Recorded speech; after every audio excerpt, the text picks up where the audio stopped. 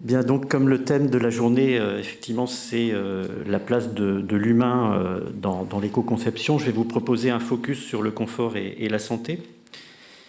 Et je vais commencer par la santé, parce que pour moi, c'est quand même le plus important. En faisant un parallèle avec l'énergie, c'est-à-dire que dans l'énergie, on s'est intéressé en premier lieu à ce qui se voit sur les factures, donc l'énergie que l'on paye pour son chauffage, pour son électricité, etc. Et puis on s'est rendu compte ensuite que l'énergie qu'on appelle grise, qui se voit moins, qui est liée aux matériaux de construction par exemple, c'est quelque chose d'important aussi dans le bilan. Et je pense que c'est un petit peu la même situation avec la santé, on va le voir. Donc je vais expliquer comment à ce moment-là on peut étudier ces aspects de santé grise entre guillemets, et aussi les aspects de confort bien sûr qui sont un petit peu liés. Et je vais m'appuyer sur des exemples d'applications. Alors, donc je rappelle que l'éco-conception, bon, bien sûr, on va s'intéresser aux aspects environnementaux, donc aux ressources, aux aspects d'écosystème, mais on va prendre en compte aussi les interactions entre l'environnement et la santé. Donc, en matière de santé, on pense en premier lieu, quand on s'intéresse aux bâtiments ou aux quartiers, à la qualité de l'air, par exemple, l'air que l'on respire, la qualité de l'eau. Et donc, il y a un observatoire de la qualité de l'air dans les bâtiments. Il y a aussi des médecins comme le docteur Suzanne Déhout, qui a écrit de nombreux livres, qui a beaucoup travaillé sur ces sujets, qui organise d'ailleurs chaque année un colloque, les défis bâtiments et santé. Il y a aussi l'Agence de sécurité sanitaire donc, qui ont étudié tous ces aspects et qui ont identifié les substances les plus préoccupantes dans les bâtiments, donc les aldéhydes, les composés organiques volatiles, semi-volatiles, les poussières, tout ce qui est lié au radon et puis à l'humidité, donc avec les acariens, les moisissures, et puis d'autres aspects, les légionnelles, le plomb, les rayonnements. Et donc tout ça est à peu près mesuré avec des progrès, des recherches qui sont en cours sur tous ces domaines, mais il y a une thématique qui est un peu orpheline, c'est justement tout ce qui se passe au niveau indirect, c'est-à-dire que lorsqu'on va ventiler des bâtiments pour améliorer la qualité de l'air, eh bien on va consommer de l'électricité et donc on va polluer ailleurs que dans le bâtiment. Lorsqu'on va remplacer un matériau par un autre matériau. Il y a la fabrication de tous ces matériaux qui va induire aussi des émissions de substances toxiques, par exemple, et aussi lorsqu'on va traiter les déchets en fin de vie. Et donc c'est, je dirais, une notion de santé grise, si on peut le dire comme ça, qui est un peu le pendant de l'énergie grise, et qu'on va pouvoir étudier par l'analyse de cycle de vie. Donc, en analyse de cycle de vie, on va s'intéresser pas seulement à ce qui se passe pendant l'utilisation d'un bâtiment ou la vie dans un quartier, par exemple, mais aussi donc tout le cycle de vie depuis l'extraction des matières premières, la fabrication des matériaux, jusqu'au traitement des déchets en fin de vie ou au recyclage. Et on va identifier ou évaluer des indicateurs environnementaux.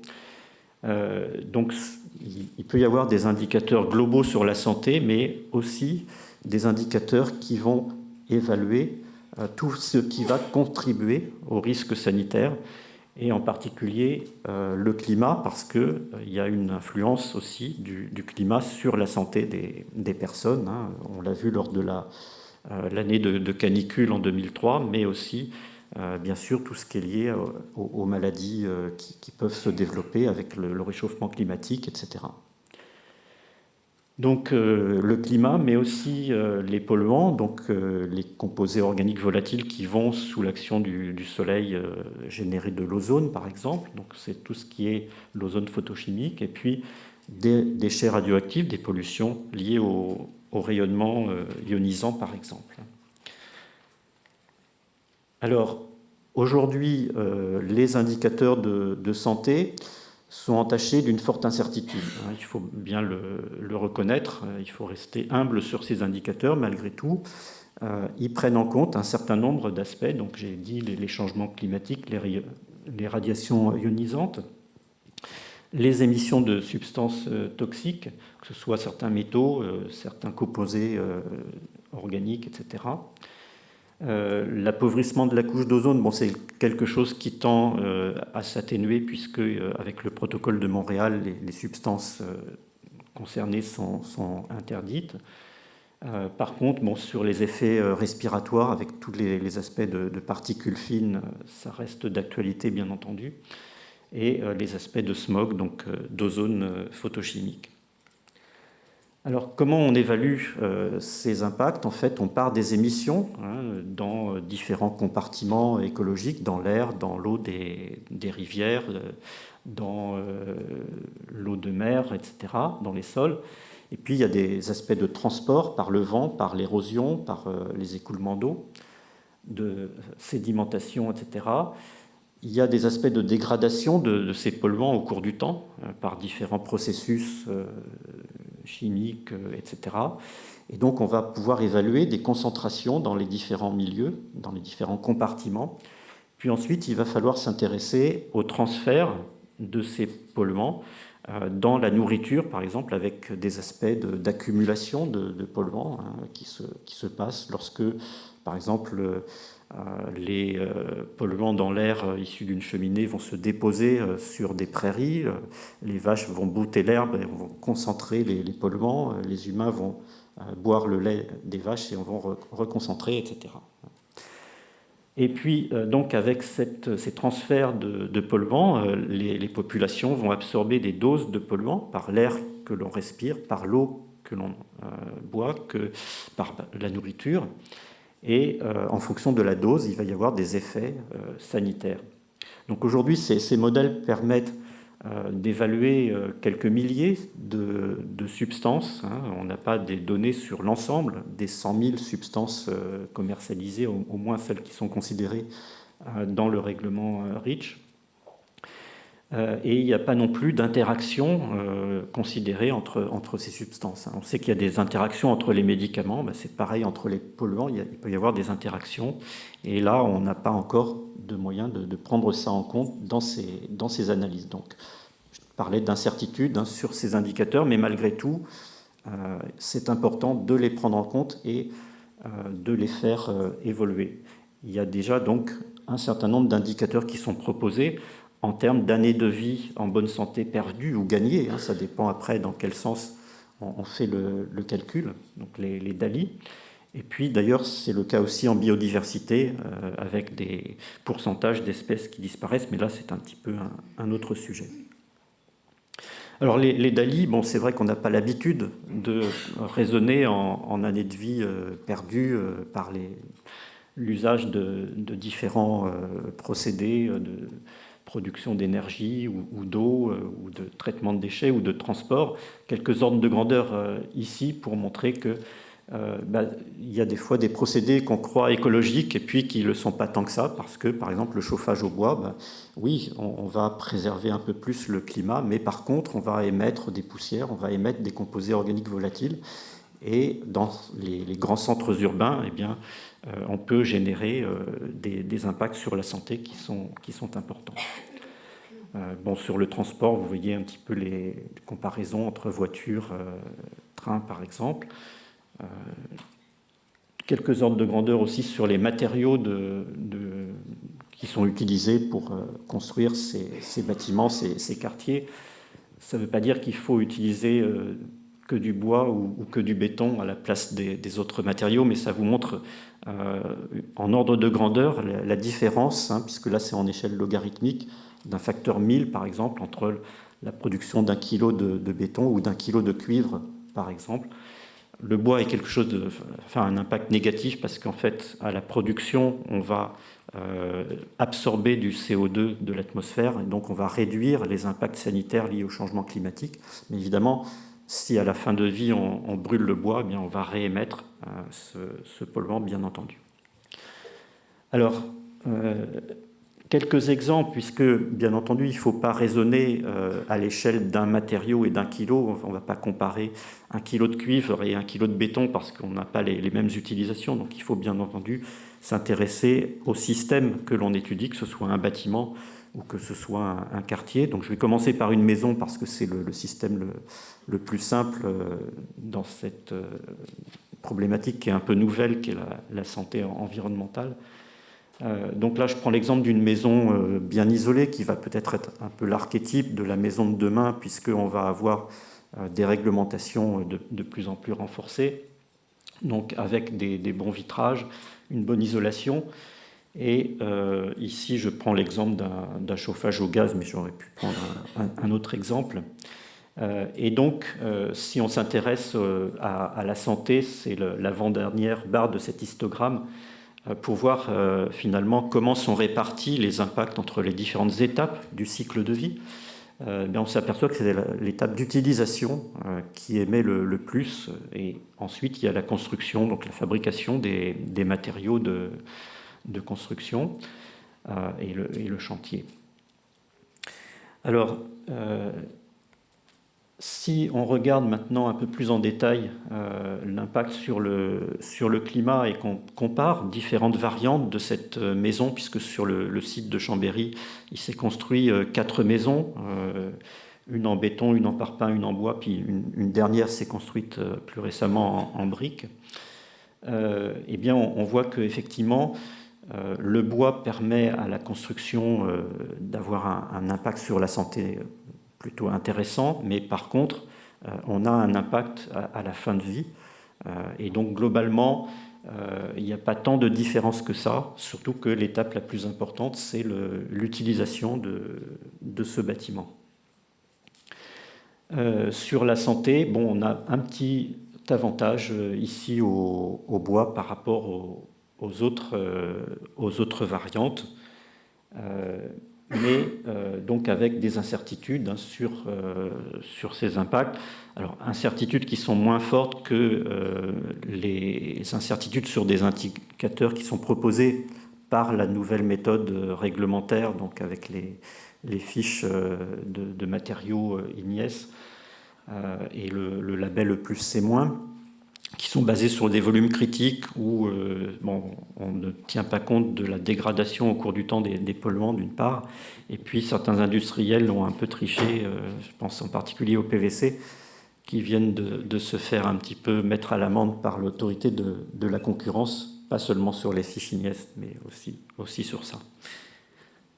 Alors, si on s'intéresse au bois, même s'il a des impacts intéressants en termes de climat et de santé, par contre, au niveau du confort, eh bien, il peut être un petit peu moins intéressant parce qu'on va avoir moins d'inertie thermique dans le bâtiment et donc des évolutions de température qui risquent de générer plus facilement des surchauffes, même si on utilise des protections solaires, même si on ouvre les fenêtres la nuit, eh bien quand même, pendant la journée, s'il fait un petit peu chaud, eh bien, on a davantage de surchauffe avec le matériau bois. Ça, c'est donc dans l'exemple de cette maison. Donc ça pour dire qu'il n'y a pas une solution constructive qui serait meilleure sur l'ensemble des indicateurs, mais il y a toujours des plus et des moins. Alors, là, je prends un autre exemple, mais toujours un petit peu pour illustrer ces aspects de confort, un exemple de logement collectif qu'on a étudié récemment, donc le chantier est en train de se terminer.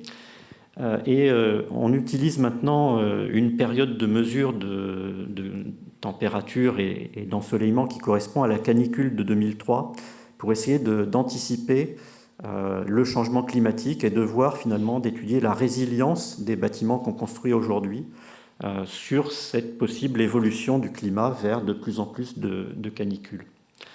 Et donc là, dans cette période de forte chaleur, donc la canicule 2003, hein, je le rappelle, c'était 15 jours au début août, et en 15 jours, eh bien, la température dans les bâtiments, même s'il y a cette bonne inertie liée au béton ici, eh bien, la température progressivement augmente. Et on peut atteindre effectivement des températures proches de 30 degrés à l'intérieur des bâtiments. Une solution possible, c'est d'augmenter l'inertie. Donc là, je suis passé de 20 cm de béton à 50 cm de béton et on gagne 2 degrés. Vous voyez, sur la période de canicule, on reste à 26 degrés au lieu de 28. Mais là, je vais faire un petit peu mon autocritique. On parlait du président Mao tout à l'heure.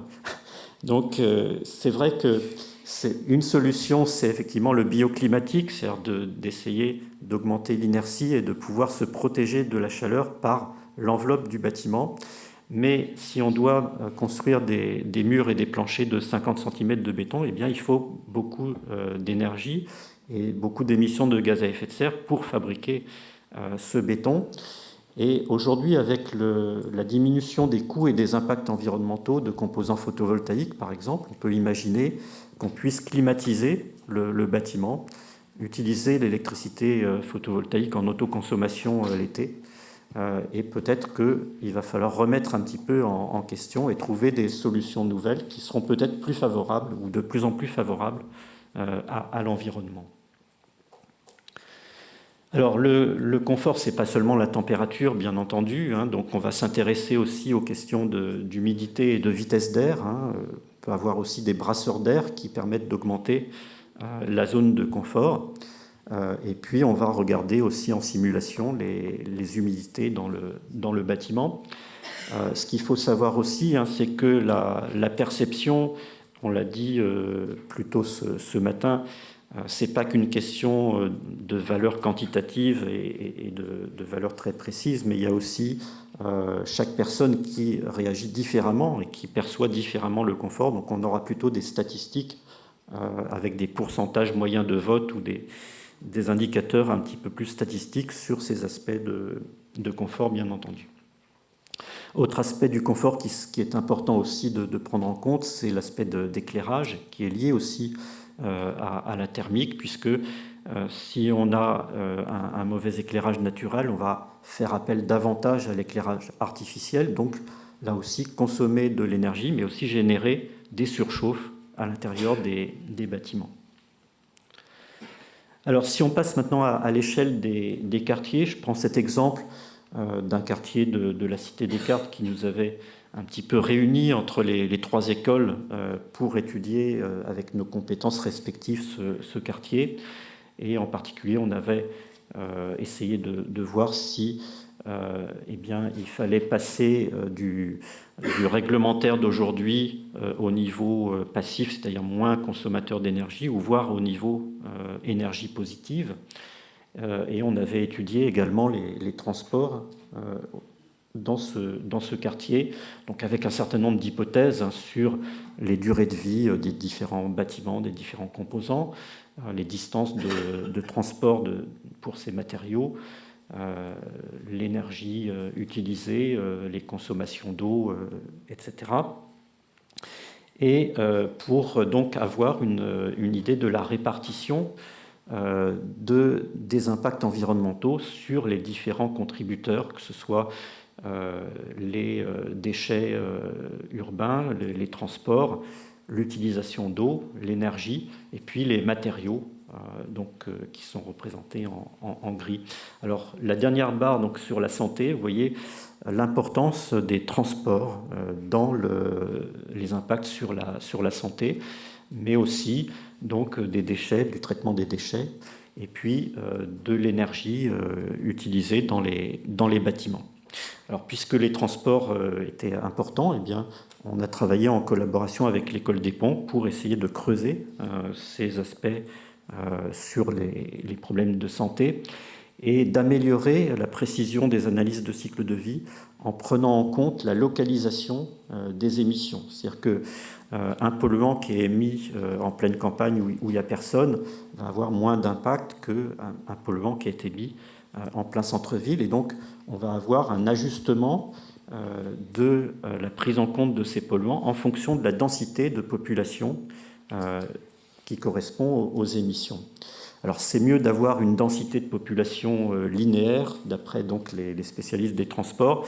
On ne la connaît pas forcément, donc à Marne-la-Vallée on ne la connaissait pas, donc on a utilisé la densité de population classique pour avoir un ordre de grandeur de cet ajustement. Et lorsqu'on ajuste, eh bien, on va avoir donc un petit peu plus, dans le cas de Marne-la-Vallée, d'impact parce que la zone est un petit peu plus urbanisée et dense que la moyenne qui est considérée d'habitude dans les analyses de cycle de vie.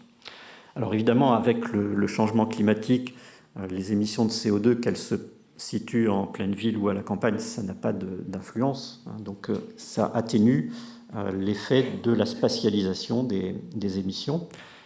Mais sans le changement climatique, on voit un petit peu plus d'effets.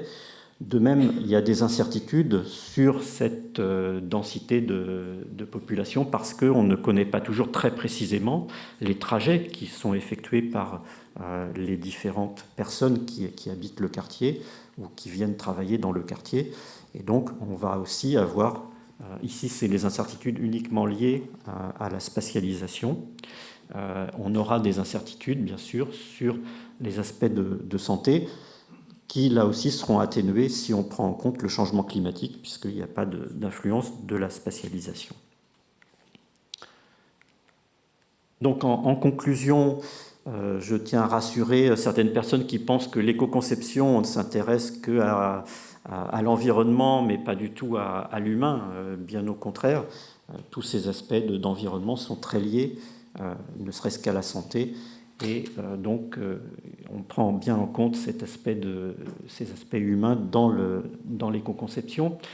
Et donc, pour les évaluer de manière plus précise, eh bien, il faut faire appel à l'analyse de cycle de vie, mais aussi aux simulations, à la fois sur les bâtiments et les transports, d'où cette collaboration utile entre les écoles. Et en perspective, donc, cette localisation des émissions en analyse de cycle de vie qu'on pourrait aussi faire pour intégrer justement cette qualité de l'air intérieur, parce que pour le moment, les métriques sont un peu différentes et on a du mal à savoir finalement si il faut focaliser son attention sur les aspects de qualité de l'air intérieur ou si au contraire, comment se situe-t-il par rapport à des impacts globaux de santé publique. D'autre part, il y a des techniques qui permettent de faire une synthèse entre ces deux aspects. Par exemple, la ventilation à double flux permet d'avoir des débits de ventilation plus importants pour avoir une meilleure qualité de l'air intérieur. Et puis, on diminue les consommations d'énergie pour chauffer cet air. Et donc, on diminue aussi la pollution indirecte et ce que j'avais appelé la santé, les impacts sur la santé grise, entre guillemets. Donc on voit bien aussi qu'il est rare de trouver des solutions qui permettent d'optimiser l'ensemble des critères, que ce soit confort, santé, ACV, etc. Donc on peut faire appel à des techniques d'optimisation multicritères, et en particulier des fronts de Pareto, pour essayer d'avoir une idée de la performance à la fois en termes de confort et d'impact environnemental. Ce qu'il faut bien savoir aussi, c'est que ces aspects de confort et de santé sont très dépendants des comportements. Est-ce que les gens ouvrent plus ou moins les fenêtres? Est-ce qu'ils fument dans le logement? Est-ce qu'ils ont un usage d'aérosol ou autre chose, ou de bricolage, etc. Quel choix des peintures, des meubles qui vont émettre plus ou moins de polluants? Et donc ces aspects de comportement vont être extrêmement importants sur les résultats, et on va le voir donc dans la suite de la journée, puisqu'il va y avoir, après cet exposé, des interventions justement sur les comportements. Voilà, je vous remercie de votre attention.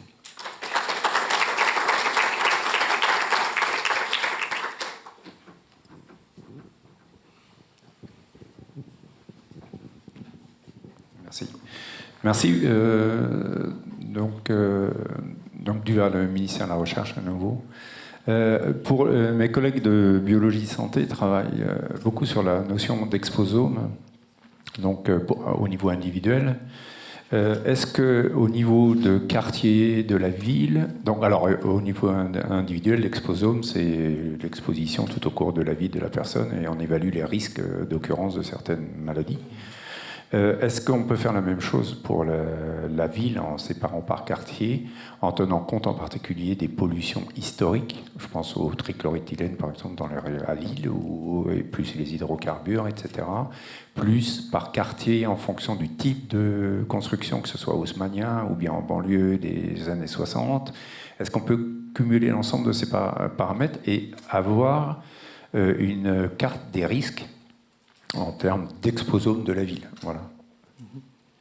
Donc effectivement, dans l'étude des doses, il y a les doses à court terme et puis les doses chroniques. L'exposition chronique est souvent plus importante et a des impacts importants.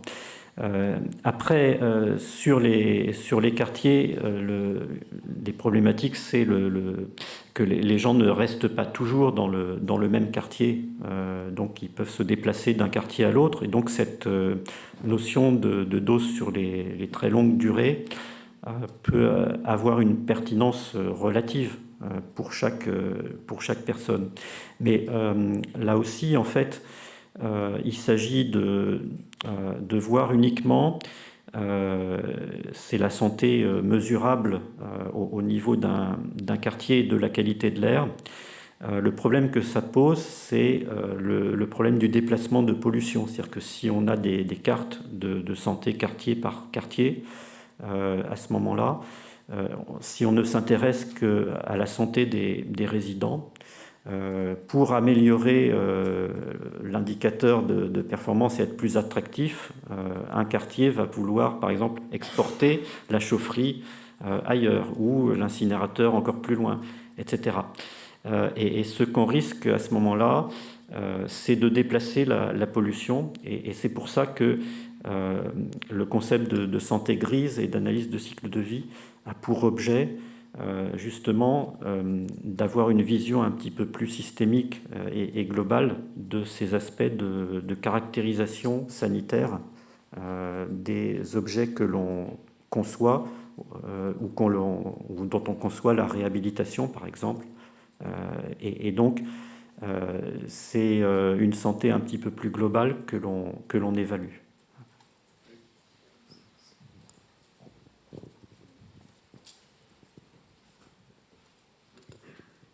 Je parle de ça parce que lorsque maintenant dans le domaine un peu de l'immobilier, les acheteurs ou même ceux qui louent commencent à regarder les cartes de air par if, bruit par if, et pourquoi pas santé par if, par exemple, pour pas aller louer ou acheter un appartement sur alors bruit par if, par exemple, c'est en violet quand c'est très bruyant. Et donc, ça a une influence aussi sur un tas de choses et aussi sur le marché. Donc, ça pourrait compléter cet ensemble de paramètres qui est écologique, on va dire, qui est pris en compte par les habitants. Oui, j'ai bien compris votre question. Mais la question, c'est de savoir s'il faut encourager ce phénomène. Bon, de toute façon, il existe. Voilà. Oui, je comprends très bien, mais voilà. Donc ça veut dire il faut plus construire de bâtiments là où la carte est déjà très très rouge foncé. Mais à ce moment-là, il peut y avoir voilà. Mais bon, le problème, c'est que ça risque d'augmenter la pollution partout. Voilà. Donc, si vous voulez, en termes de recherche, nous, c'est plutôt ça qui nous préoccupe. Après, je sais que ça existe et que ça existe déjà, donc à la limite, c'est plus la peine de faire des recherches là-dessus. Mais voilà. Enfin, ouais.